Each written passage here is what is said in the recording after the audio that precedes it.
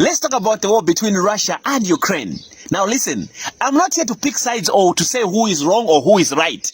I think to some extent it's none of my business. Because I'm in Africa.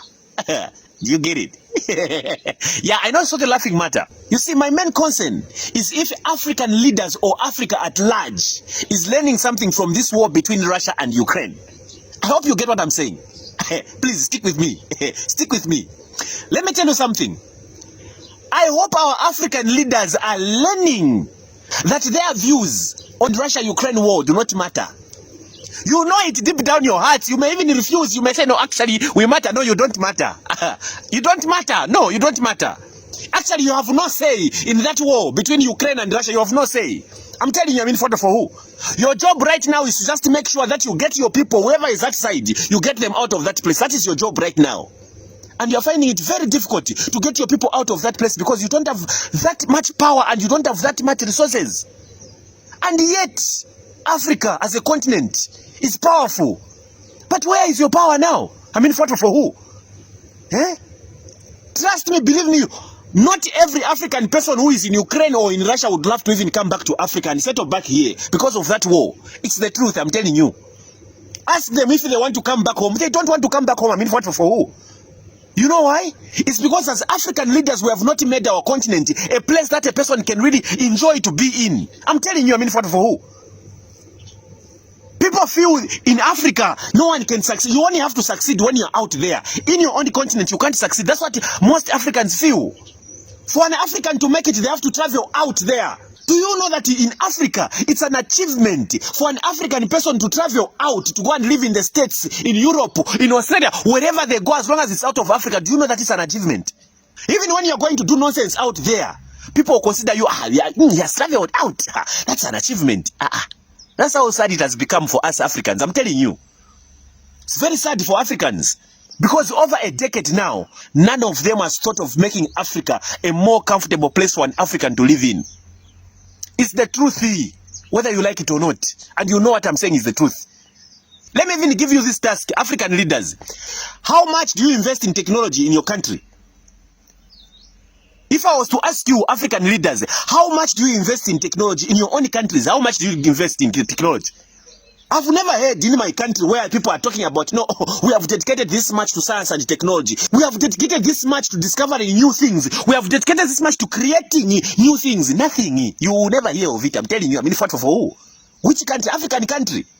Discovering something. Dedicating their resources to discover something. Huh? Which African will do that?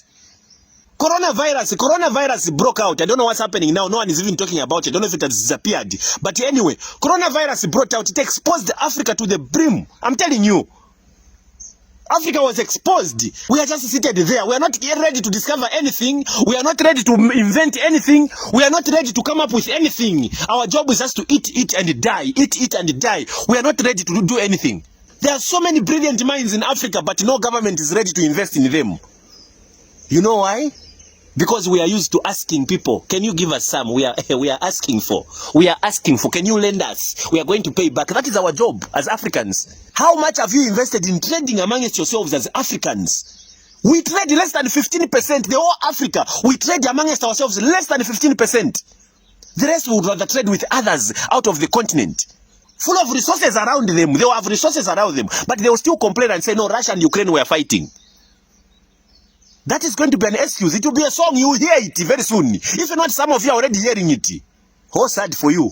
I know it's not funny. My laughter sometimes just comes on and off. I don't know why. But it is what it is. The whole continent of Africa, the whole of it, they will blame it on Russia and Ukraine. On their own, they can't survive, no. As Africans, we have not, up to now, we are still blaming people, no, because of slavery, no, because people are stealing resources. Are they stealing now? Your job is to complain, no, they are stealing. No one is stealing, my dear. You are allowing them to take and not bring back anymore or much. Yes, you know what I'm talking about. African leaders, I hope you are paying attention to this war. Imagine the whole African leaders, they should start complaining about the economy going bad. They start being worried about the economy going bad because some country somewhere or some continent somewhere is fighting. What about you as a continent? Why are you not self-sustaining yourselves? We have oil, we have all these minerals, oil, nickel, whatever, gold, everything is in Africa. But we are still dependent on some continent. We are still dependent on some country. We are still dependent on some people. African leaders. For how long? Can you make your continent comfortable for your own people so that they don't crave to move out, so that traveling out is not an achievement? African leaders, I hope this war between Russia and Ukraine is teaching you something, African leaders. Right now, some of you are even losing sleep over a war that is very far from you. You are losing sleep because you know you are dependent on them. Imagine you are living in a home, your own home. Your neighbor is fighting and you are worried if you are going to eat in your own home. Just imagine that. Let it sink in your heads. Let it sink. Some of you African leaders right now, you are scared. You can't make your own decisions. You are influenced to make a decision. We know you. Be ashamed. Yeah, I'm laughing as if it's funny. It's not funny, no. I'm sad as an African. Some of you can't make a wise decision to even just talk against the war. You can't say anything against the war because you know the moment you do, you are going to suffer. African leaders, what are you doing to make your continent comfortable for your people?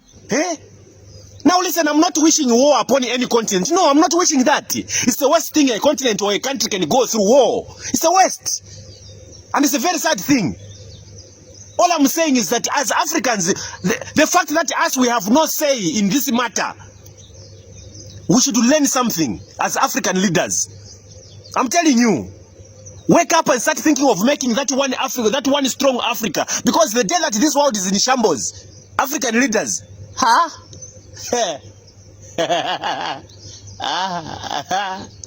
Oleni.